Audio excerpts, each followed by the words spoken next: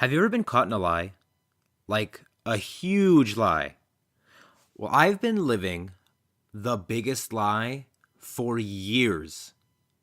And that lie is that I love Star Wars. Because in reality, I hate Star Wars. Now, don't get me wrong, the movies are okay, but I will never truly understand the fascination with it. However, that wasn't always the problem, and truly and honestly, that's not the problem. When I was like 6, my daycare lady had the original trilogy. And I think maybe Phantom Menace. I really can't remember if that was out at this part of my life because I was like 6. Anyway, so I would always get there like super early, like 3 hours before everybody else. And she would just sit me in front of a TV and go, "Now you watch these movies." And she would just put on the Star Wars movies. And so that happened until I was like 12, which at this point, Clone Wars was definitely out. So we have the first three and then the first two of the prequels. And since that and Eight Legged Freaks, which, side note, caused me intense arachnophobia, which I still suffer with to this day, thanks a lot, were all I watched, I ended up having this super deep understanding of the movies, which I think people mistook my deep understanding of Star Wars as a love. And honestly, so did I. That's right, I've been lying to myself. For most of my life, I was so sure that I loved Star Wars because of how much I knew. I could answer any Star Wars question. But then, when I was asked what I loved about it, I didn't know how to answer. My only answer was, it's Star Wars. That was my answer. So I watched the series again just to come up with a definitive answer because apparently it's Star Wars isn't a good enough answer. And then it hit me. Like a bag of bricks, it hit me. I don't love Star Wars. I barely like it, which turns out I just know it super well. So what am I supposed to do with this new knowledge? The simple answer was continue to lie. Lean into the fandom. Now, I don't condone lying, but at this point in my life, I felt pretty cornered. I lived my whole life as a Star Wars fan. I made Star Wars friends. And more importantly, it felt like in today's nerd culture, it was completely unacceptable to not love Star Wars. It honestly felt like the nerd equivalent of coming out of the closet. I could picture it now. All my friends are like, "Oh, wow, how unacceptable." Like this joke. Anyway, I just didn't have the courage in me to do this. So, since the realization, I've had super deep spiritual conversations about Star Wars. Next level deep. And we're talking Star Wars lore that you can only get from the books, which aren't canon anymore, thanks a lot, or by watching the animated series, which ran on Cartoon Network and then Disney bought it out and it moved to XD. And I was told that once Disney bought it out, the show actually turned to crap, which I wouldn't know because I never watched it, nor did I honestly ever have any desire to, which, ding, ding, ding, probably shouldn't have been a red flag for me, but it wasn't. Anyways, this conversation helped me lie to myself about my love for Star Wars, and everything was back to being okay. It was like this bad dream, and I woke up and I was like, "Oh, no, that was just stupid. I love Star Wars because it's Star Wars." Flash forward. So now we're at the point where Force Awakens comes out. And I'm super pumped because yes, Star Wars is continuing. We're getting another trilogy. It's going to be amazing. And I go there, I get my ticket. I'm there on opening night. I wasn't so extreme to be in robes and with lightsaber, but there's nothing wrong with that. I love cosplay.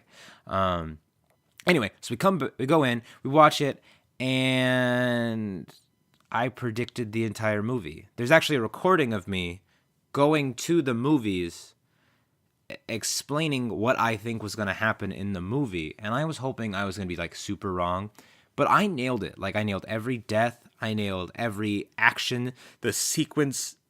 The only thing I got wrong was I thought maybe the gods would bless me and continue to make Luke Skywalker a Sith because like it's the Skywalker fortune to become a Sith Lord, but it's fine because those aren't canon. And anyway, that shouldn't have mattered to me that I was able to predict the movie because like I said, I had an extensive knowledge of it. But it did.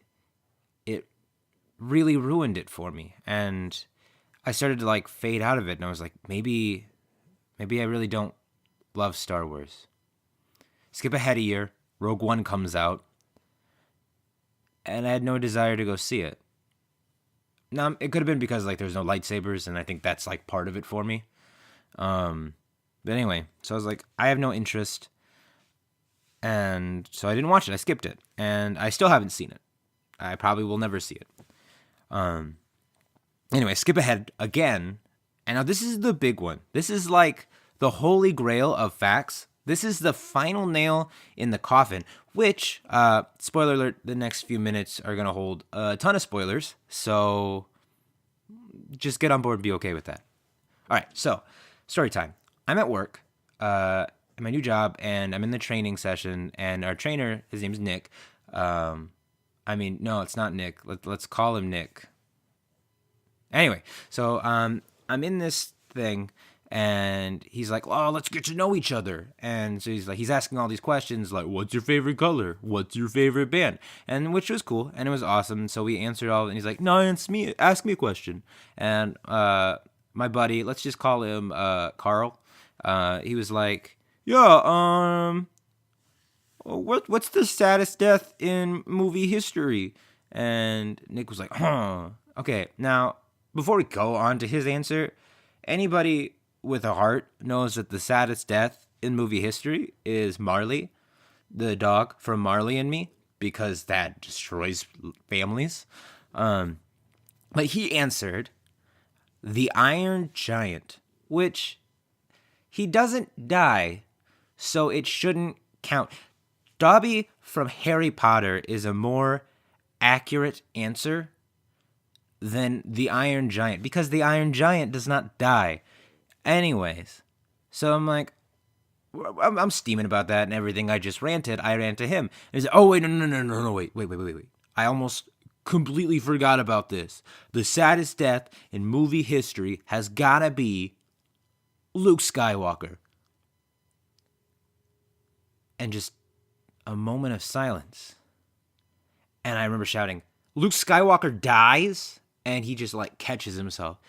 And that should have destroyed me. I mean, honestly, that's 17 years of fandom built up, all leading to this, and I hadn't had the chance to go see it, and it was ruined. And honestly, I didn't care. Like, yeah, there was that initial shock of like, oh my god, I would have never guessed that Luke Skywalker dies. But it didn't matter. And honestly, I don't have an interest to go see it. And he was like, well, there's a really cool battle scene that leads up to it. And I was like, I mean, yeah, it sounds really cool and all. I just don't care. So, moral of the story, man we're calling Nick, thanks for ruining the entire Star Wars series for me. You're the reason I hate it. I'm just kidding. No, the real moral of the story is, just because you know something super well doesn't mean that you love it. And more importantly, it's okay to fall out of love with something. Because I truly believe that there was a time that I did love Star Wars. I just don't think it exists anymore. And it's not fair to either of us to pretend like I do. So, Star Wars, I'm so sorry. You deserve better. And I, again, truly believe that there was a time that I loved you, but that time is gone. It's not you, it's me. Actually, it is you. You have a pretty decently weak plot point in the beginning, and You get better, but anyway, the set was awesome for its time. Yeah, it's both of us. But anyway, just if you're taking anything from this story, take away that it's okay to fall out of love. And also be comfortable with yourself, man. Don't lie to yourself. Just because everybody else loves it doesn't mean that you have to love it. Also, I've never seen Fantastic Beasts, but I absolutely love Harry Potter. So I hope that doesn't make me not a Harry Potter fan. Oh my god, am I even a nerd?